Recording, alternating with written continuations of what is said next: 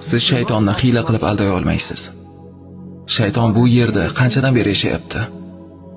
Odam alayhissalomdan ham oldin. U odamdan oldin ham shu yerda edi. Uning tajribasi hammadan ham ko'p. Shaytonning ilmi,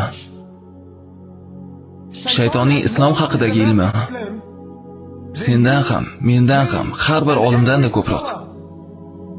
Har bir olim, har bir mavlono, shayxlar, muftiylar, kimni xohlasangiz ayting.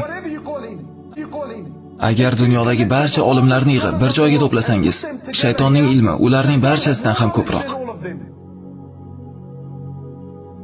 Shayton bilan o'yinlar o'ynamang, birodarlarim.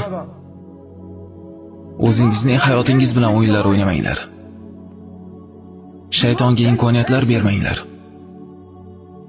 Birodarlarim, sizlar bu yerda 50, 60, 70 yil bo'lasiz. Qancha yashamoqchisiz? Qancha yashamoqchisiz? 100 yilmi? 110 yilmi? Qancha yashamoqchisiz? Keyin siz o'lasiz, birodarim. Va bu dunyo siz uchun bo'ldi, tugaydi. Keyin esa kim unda yaxshilik qilib qolgan bo'lsa, uni ko'radi. Agar yomonlik qilgan bo'lsa, u ham ko'radi.